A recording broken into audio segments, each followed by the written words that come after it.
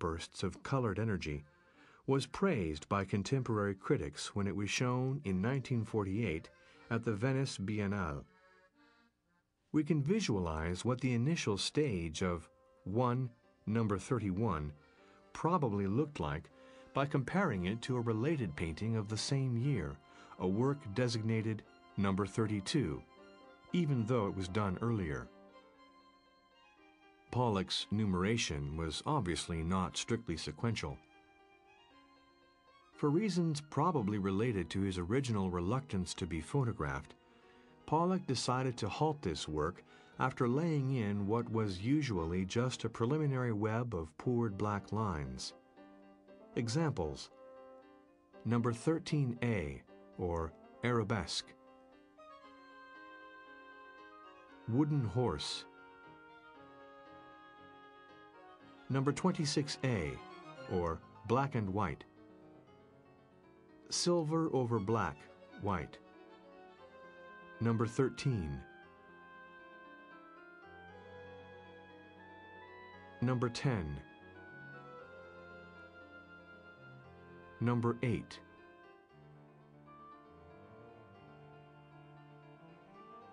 number 3, or tiger; enchanted wood. Possibly the best example to illustrate this thesis is Autumn Rhythm, number 30, 1950, the last of the outsized classic poured paintings.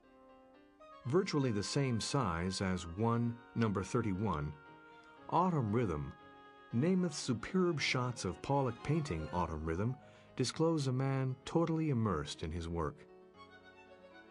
The new film begins with a striking shadow sequence in which an earlier painting, Summertime, number 9A, 1948, the horizontal canvas that Arnold Newman had used as a backdrop for the artist's moody portrait in life, is panned over very slowly so that it seems to float before the viewer. The work that Pollock created in the Namath film is number 29, White Cockatoo. In this dense, more nervously drawn composition, his placement of bounded forms was less balanced. In the later 40s, Jackson Pollock also made a few tentative attempts to describe forms directly with dripping paint, but the results, as seen for example in Triad of 1948, were clumsy and repetitious. He knew he had to find a way to make a more radical break, and what he came up with was the idea to cut away instead of adding in order to create a figured area. Cut out figure.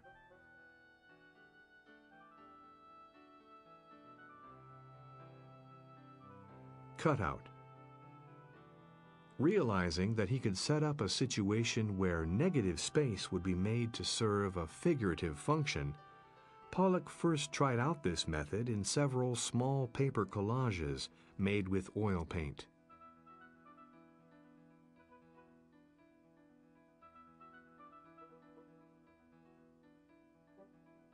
In this picture, number 7, out of the web, is seen propped against the barn wall, seemingly finished, with its intricate surface intact.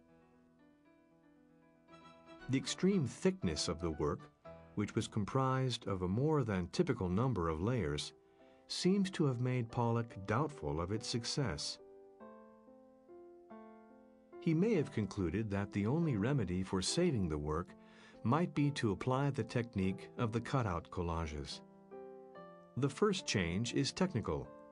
This work, Portrait and a Dream, the only one of this series he titled, was painted in oil, not enamel, and it included color. The second difference is formal. The size of the head has been magnified, eliminating the need for a third element above. The third change is psychological. The face is not Krasner's, but there is no uncertainty as to its identification.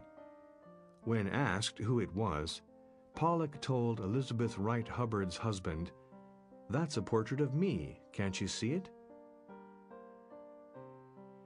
At the same time as he was executing his semi-realistic, large-scale hybrid drawing paintings, Pollock continued to practice a totally abstract form of notation in a more modest format. On the surface of Number 10, 1952, also known as Convergence, he started out to do a big black poured composition, but then added on top of the mess he had made a swirl of thick and thin trickles of white, bright yellow, red, and blue. Dripped with a heavy, rather unsteady hand, these colored trails were carelessly allowed to fuse, smear, and spread. In another oversized canvas done soon after, Pollock was able to save himself from the mistakes of Convergence. Number 11, 1952, 8 monumental verticals which energize the field with their presence, creating dynamic order out of chaos.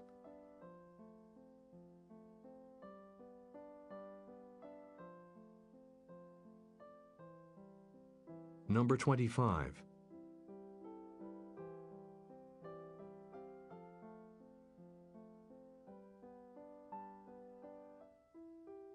Brown and Silver.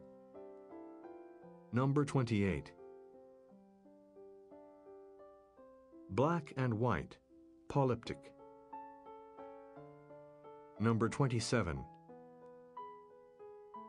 It was about the same time as he was reworking Blue Poles 2 that Pollock painted Portrait and a Dream, undeniably another late masterpiece, but unfortunately he could not sustain this brief return to works with presence and power. In fact, if any theme can be said to emerge from Pollock's increasingly spotty production between 1953 and 1955,